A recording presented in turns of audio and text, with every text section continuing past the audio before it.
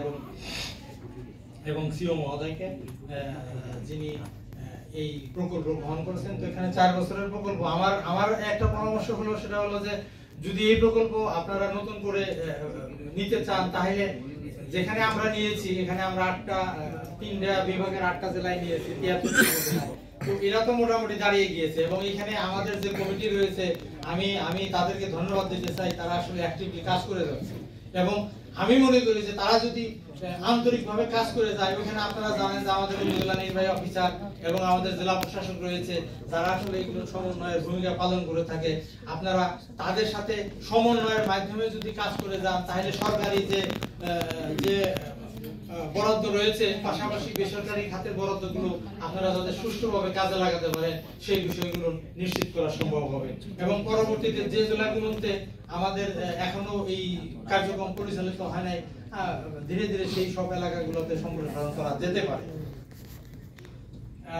এই মোটামুটি। আর আমি আমার বক্তব্য আর বেশি দীর্ঘায়িত করব না।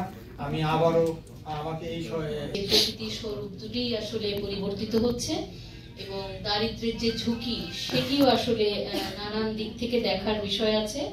এজন্যই আজকের গবেষক যখন শুরুতেই সুপারিশ উপস্থাপন করছিলেন, সেটার মধ্য দিয়ে একটা এসেছিল যে এই সমস্ত চ্যালেঞ্জ যদি আমরা মোকাবেলা করতে চাই এবং বাংলাদেশের জনগণের যে সামাজিক নিরাপত্তা যে চাহিদা সেটা যদি পূরণ করতে চাই, এখানেও অনেকে বলেছে। সকলের কথার মধ্য দিয়ে নিশ্চয়ই যেই সুপারিশ আমরা উপস্থাপন করেছি, যেই সমস্ত বিষয় আপনারা আরেকবার নজর দেওয়ার জন্য বলছেন, মনোযোগ দেওয়ার জন্য বলছেন, পুনর্বিবেচনার সুযোগ আছে বলে মনে করেন, সেই বিষয়ে ওনারা কথা বলবেন। আমাদের প্রধান অতিথি আটকে আছেন বনানীর ওখানে ছাত্ররা রাস্তা বন্ধ করে দিয়েছেন, উনি মানে পেছনেও যেতে পারছেন না, সামনেও আসতে পারছেন না, আমাদেরকে বারবার ফোন করছেন। আসলে আমরাও কোনো উপায় ওনাকে এমনিতে একটু আমাদের সংখ্যা হচ্ছে, আমাদের কর্মসূচিতে আসার পথে এখন ওনার নিরাপত্তা নিয়ে হচ্ছে, ওনার গাড়িতে ফ্ল্যাগ আছে, তো সব মিলে উনি নিজেই আমাদেরকে বারবার আসলে ফোন করছেন। তো আমাদের দিক থেকে কি রেসপন্স আমরা করব সেটাও বুঝতে পারছি না।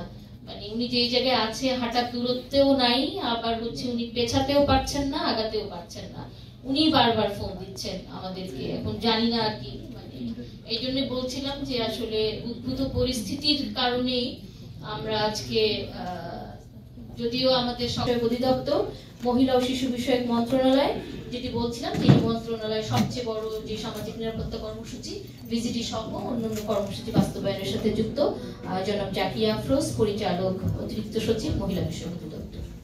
জনগোষ্ঠীর যে অধিকার অন্তর্ভুক্তি নিয়ে যে কর্মশালাটা আয়োজন করা হয়েছে,